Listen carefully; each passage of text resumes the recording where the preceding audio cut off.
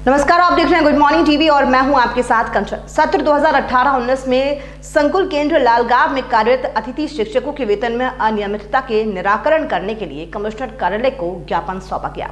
रीवा संकुल केंद्र लालगांव में शैक्षणिक सत्र 2018-19 में सभी प्रार्थियों के द्वारा अतिथि शिक्षक के रूप में कार्य किया गया, जिसमें कुछ लोग संकुल केंद्र में ही और कुछ लोग संकुलांतर्गत विद्यालयों में कार्य किए और जिनका भुगतान आज दिनांक तक नहीं किया गया है। कार्यरत समय में हम सभी लोगों की नियुक्ति तत्कालीन प्राचार्य श्री ज्ञान दत्त पाठक जी द्वारा की गई और सितंबर 2018 में उनके सेवानिवृत्त हो जाने पर प्रभारी प्राचार्य के रूप में श्री कमलेश तिवारी जी की नियुक्ति हुई। जब अतिथि शिक्षकों द्वारा वेतन के लिए कहा जाता था तो उनका जवाब कुछ इस प्रकार होता था कि क्यों परेशान हो, मिल जाएगा। वेतन कहीं जा थोड़ी रहा है। सभी लोगों का वेतन पोर्टल पर जनरेट भी किया जा चुका था, जिसका प्रिंट आउट आज भी उपलब्ध है। किंतु 23 अप्रैल 2019 को प्राचार्य पद पर पूर्व में निलंबित प्राचार्य श्री सीताराम शर्मा जी नियुक्त हुए और उनके समय में भी शेष कार्य दिवस में संकुल केंद्र के अतिथि शिक्षक उपस्थित रहे। किंतु इस समय में उनके द्वारा ये कहा गया कि अतिथि शिक्षकों की उपस्थित पंजी गायब हो गई है, इसलिए सादे कागज पर हस्ताक्षर करवाते थे। रात्रि समाप्ति के बाद जब सभी अतिथि शिक्षकों द्वारा वेतन की मांग की गई तो श्री शर्मा जी द्वारा कहा गया कि अपने पुराने प्राचार्य से मैंने तुम लोगों को रखा ही नहीं है और श्री तिवारी जी द्वारा कहा गया कि मैं तो प्रभार मुक्त हूँ। इसके पश्चात सभी अतिथि शिक्षकों द्वारा विभिन्न प्रकार से विभाग में और सीएम हेल्पलाइन पर शिकायत की गई और अतिथि शिक्षक रामकुशल साके द्वारा दिनांक 24 सितंबर 2019 को जिला शिक्षा अधिकारी, विकासखंड शिक्षा अधिकारी, जिला दंडाधिकारी महोदय और आयुक्त महोदय को आवेदन दिए गए, लेकिन कुछ नहीं हुआ। काफी समय बाद जिला शिक्षा अधिकारी महोदय द्वारा जांच करवाई गई, जिसकी जांच अधिकारी संकुल केंद्र बेलवा बड़गयान प्राचार्य श्री महेश तिवारी जी थे, जिन्होंने अपने जांच प्रतिवेदन में कहा कि कैंप लगाकर जांच की गई है, जबकि हम में से किसी को पता भी नहीं चला, ना ही किसी छात्र से कुछ पूछा गया था।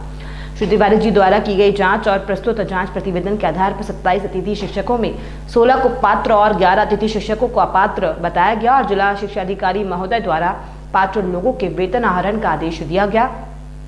तब हम सभी लोगों को ज्ञात होने पर हम लोगों ने शिकायत जिला शिक्षा अधिकारी और संयुक्त संचालक महोदय के पास की और पुनः कलेक्टर के पास जन सुनवाई में जाना चाहा, लेकिन वहां बोला गया कि इसका आवेदन नहीं होगा क्योंकि जांच हो चुकी है, इसकी अपील होगी। अपात्र अतिथि शिक्षकों में रिपीट समझे कि अपात्रता के विभिन्न और निराधार कारण बताए गए हैं, क्योंकि यदि कहा गया कि किसी अतिथि शिक्षक का नियुक्ति अभिलेख नहीं मिला तो ठीक है, उसके अतिरिक्त जो पात्र है ज्ञापन देने में मुख्य रूप से प्रियंका सिंह, संदीप द्विवेदी, मनकेश तिवारी, चंद्रकला गौतम, विनोद कुमार मिश्रा, अविनाश मिश्रा, राधेश्याम गौतम, रामकुशल साकेत उपस्थित रहे।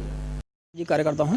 आज आप लोग ज्ञापन दे रहे हैं क्या? जी, बेसिकली मैं इन लड़कों के साथ आया हूँ। ये संदीप द्विवेदी और इनके साथी गण हैं। इन्होंने लाल गांव संकुल केंद्र में अपना शिक्षण का कार्य वहाँ पे किया हुआ है। शिक्षा दीक्षा उन्होंने दी हुई है 2018 और 19 के बीच में। इनका ये कहना था कि ये काफ़ी समय से वहाँ पे शिक्षा दे रहे हैं और लगभग 27 लोग ये थे और इनका पेमेंट, चूँकि अतिथि शिक्षक थे तो इनका पेमेंट रोक दिया गया है और पेमेंट नहीं दिया जा रहा है। हमने जानकारी चाही तो पता चला कि इसमें से 16 लोगों का पेमेंट हो गया है और 11 लोग ये जो बचे हुए हैं इनका पेमेंट नहीं हुआ है और ये बताया जा रहा है कि ये पात्र नहीं है। तो हमें ये इन्होंने समस्या बताई पिछले हफ्ते, तो मैंने इनके डीओ साहब से बात करी और साथ में उनके संकुल प्राचार्य जो हैं वहाँ पे सीताराम शर्मा जी, उनसे बात करी। बीओ जो वहाँ पे हैं एक श्रीवास्तव जी, मनोज श्रीवास्तव, उनसे हमने बात करी। हमने कहा कि भाई क्या प्रॉब्लम है, आप ज़रा बताओ ये। तो उन्होंने कहा कि ये जांच चल रही है। हमने कहा जांच की एक सीमा होती है, जांच आप कब तक करेंगे, जांच का कुछ लोग परेशान हैं, आप इनका समस्या का समाधान करें। तो उन्होंने इस पर कोई कार्यवाही नहीं करी। तो आज ये ज्ञापन देने आयुक्त महोदय को आए थे और डीओ से मिलने आए थे और साथ में कलेक्टर कार्यालय में भी अपना आवेदन प्रस्तुत करेंगे और हम ये चाहते हैं कि इनकी समस्या का समाधान हो, क्योंकि इनका शोषण हो रहा है। क्योंकि एक लेबर हैं, इन्होंने वर्क किया हुआ है, वहाँ पर काम किया हुआ है और काम किया हुआ है तो उनको पेमेंट होनी चाहिए। ठीक है, आगे आप इनकी नियुक्ति मत करो, लेकिन जितने दिन इनका आपने काम लिया हुआ है तो इनकी पेमेंट करवाइए। और हमने ये भी मांग करी हुई है कि यदि आपको लगता है कि इन्होंने वहाँ पे काम नहीं किया तो आप सारे दस्तावेज, जिनका मोबाइल लोकेशन, इन्होंने जहाँ पे जिन विद्यार्थियों को पढ़ाया उनका स्टेटमेंट, जिन स्कूल मतलब जिन परीक्षा में इन्होंने वहाँ पे निगरानी की है वहाँ का इनका मोबाइल लोकेशन और वहाँ के लड़कों का स्टेटमेंट आप ले लीजिए, आपको पता चल जाएगा कि इन्होंने वहाँ पे पढ़ाया कि नहीं पढ़ाया। तो हम दिए हैं कभी? हाँ, ज्ञापन इन्होंने आयुक्त महोदय को दिया हुआ है और हम भी वहाँ पे उपस्थित थे और उन्होंने कहा है, डीओ को फॉरवर्ड किया हुआ है और उन्होंने कहा है कि हम इस पर कार्यवाही करवाएंगे और उम्मीद यही की जा रही है। सर, आप लगातार आरटीआई के माध्यम से बड़े बड़े बदलाव कर चुके हैं रीवा जिले में, इस विषय में आपकी क्या राय रहेगी, आप क्या प्रयास करेंगे? देखिए, आरटीआई का एक अपना दायरा होता है कि कहाँ आप आरटीआई लगा सकते हैं, लेकिन जहाँ तक सवाल है इन्होंने बात। इस खबर में फिलहाल इतना ही और भी खबरों के अपडेट्स के लिए आप निरंतर बने रहिए गुड मॉर्निंग टीवी के साथ। नमस्कार।